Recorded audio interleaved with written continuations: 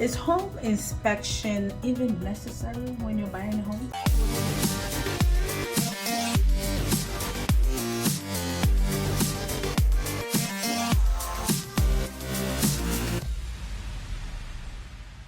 Hi everyone, this is your real estate expert Juliana here.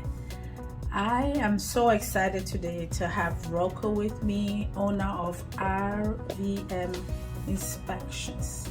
Thank you for honoring our invitation. How are you? Thank you very much. I appreciate you asking me to come here. Okay. In this video, we want to talk about the home inspection process.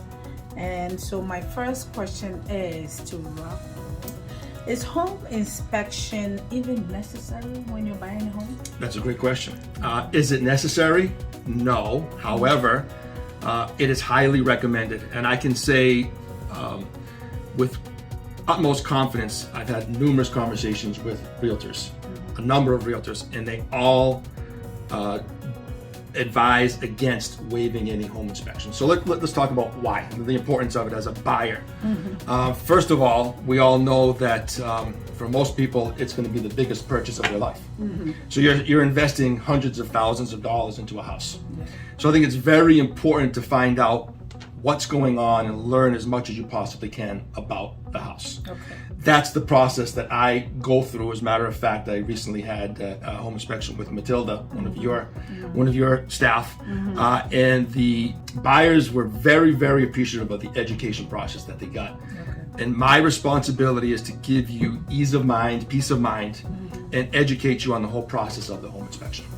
Right, and I like the education that when you said that, because when you buy a home, especially for first-time home buyers, and you're renting, you don't even know where the water meter is. You don't even know where a lot of things are. So the inspection is also like owning a house 101. So you know where things are. So I think you need to, I highly recommend that you do home inspection. Absolutely, yep. And it's funny you say that, because there are times that I've done home inspections where I pop the receptacle and they don't know where to turn it back on again. So I got to go find and say, okay, if I pop this receptacle here, you got to turn it on somewhere else. So it is good information that way too. Yeah, because let's imagine you move into your home, you don't even know where the water shut off is, and your water burst, the whole basement can be flooded. But if you know where to go and turn it off. So inspection teaches you all of that. Correct. So, and the next question is, does a seller need to do an inspection before listing a property? Again, the answer is going to be no, they don't need to. However, as a homeowner myself, quite frankly, forget about being a home inspector, I'm going to give you my homeowner perspective. Just as on the opposite side, if it's the largest purchase of my life, then it's going to be the largest sale of my life. I'd want to know and understand what's going on with my house. I have learned through the home inspection process, dealing with a lot of homeowners, that people live in their houses. They don't inspect their houses. So believe it or not, they don't know as much as they think that they know about the house. And there could be some hidden things in there that could be dangerous to them right now. I have found rust and corrosion inside of electrical panels. And we know when you mix water and electricity, you can create a spark and a fire. That's dangerous immediately for the homeowner. That's something that needs to be addressed. But beyond that, there might be other things that might impact the sale of the house. So I think it's extremely important to have a pre-sales home inspection to learn about your house and what it is you may need or need not to do to better prepare your home for sale. That's good information. Now, what are some of the basic things you check for in an inspection?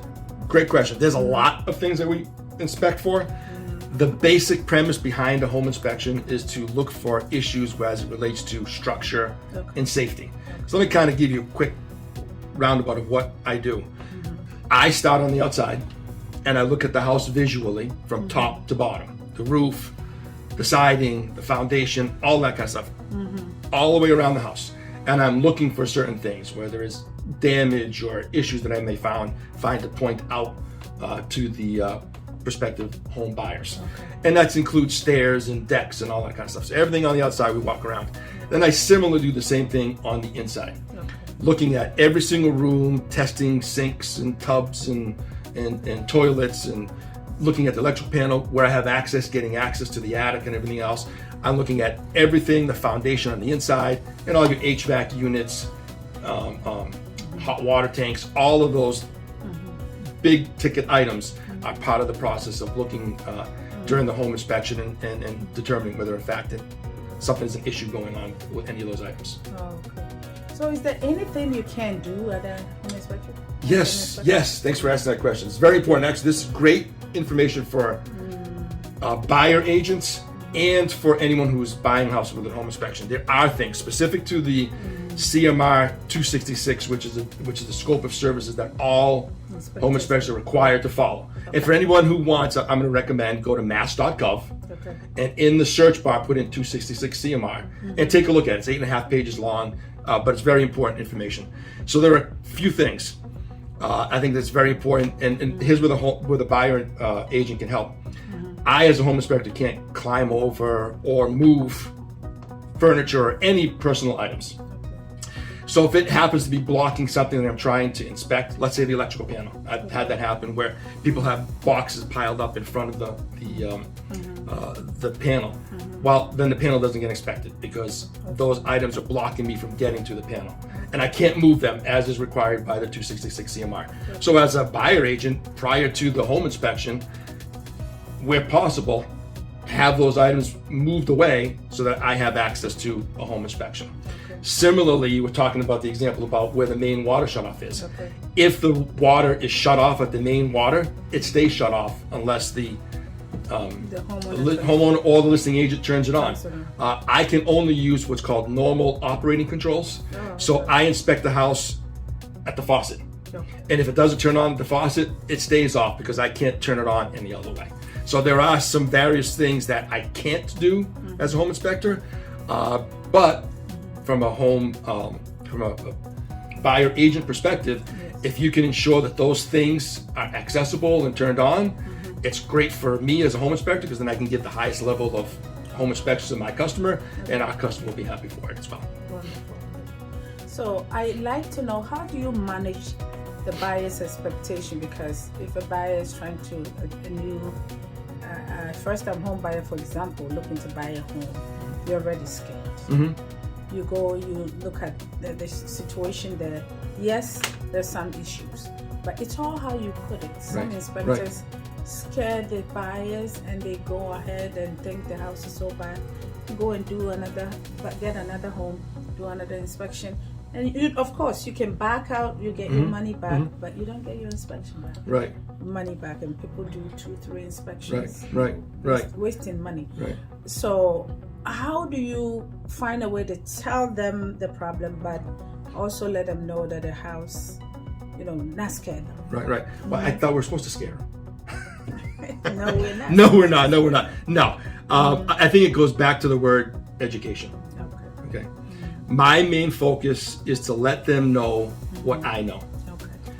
And I don't fluff it up. I don't go expressing opinion about the matter. It's just a matter of fact. Okay. So if I see a crack in a foundation, I'm going to explain to them what it means. Okay. Plain and simple, without any emotional attachment to it or whatnot.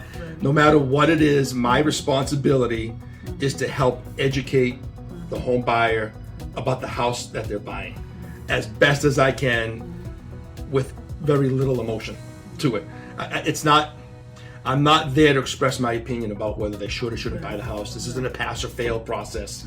My responsibility is to help the home buyer understand what they're buying. It's a major purchase, hundreds of thousands of dollars. So what I want to do is make them feel comfortable in the knowledge of what they're buying, so that way they can make an educated decision on the process of buying or not buying a house.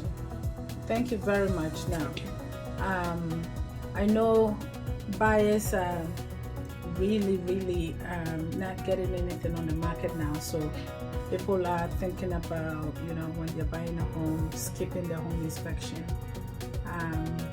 What do you think about that? I'm highly opposed to it. I agree. And I know it's very easy for me to say. People are going to say, well, he's a home inspector. Of course he's going to say that. Of course he's going to say that. Yeah. However, it can save you peace of mind, first of all, but thousands of dollars. So I recently read an article The national average for repairs after a home inspection is $11,000. That's the national average. That's a lot of money, obviously. So I think it's best to know what you're getting into. I mean, it's a big purchase, hundreds of thousands of dollars. I don't want to use the word foolish, but I'll say it really is. It's foolish to invest that kind of money in something and not know what you're getting into, right? And I think the best thing is to know as much as you can so you can make the most educated decision you can about the house. That's my goal as a home inspector: education, education, education. And knowing doesn't mean you don't buy it. You're not going to buy it, but just know what you're getting yourself. Right. So you can do the inspection for your own informational purposes, and then still buy the house if you love it, and take time to fix it. But going in there not knowing.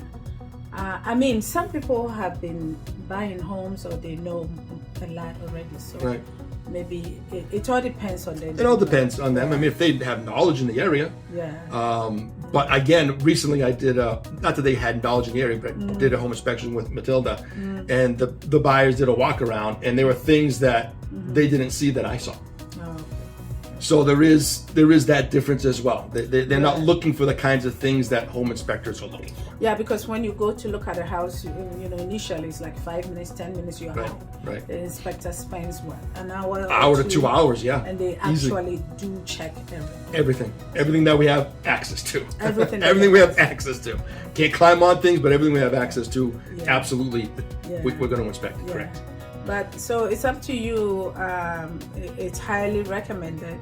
But given your situation, we can understand the ones that skip it so they can get a house. But it's a difficult situation. I've heard of people that also don't do inspection but do it after the fact. Yes. So they can know what's going on. Because you don't want to go into the house knowing nothing at all, and sitting there and something. And I do provide that service. I call it a consultation. Okay. So it's basically a home inspection minus the reports and the agreements, everything else. So I'll walk around the house with the homeowner, again, help give them peace of mind, so that way they know there are things that I need to fix now or the things that I can fix later on. Yeah, so that's a good one. So either way, if you can find a way to do it before or after, just do it for peace of mind. Yes. Thank you, Rocco. Thank you very much. We want to thank you, Rocco, for being with us today, and we want to thank our viewers for watching.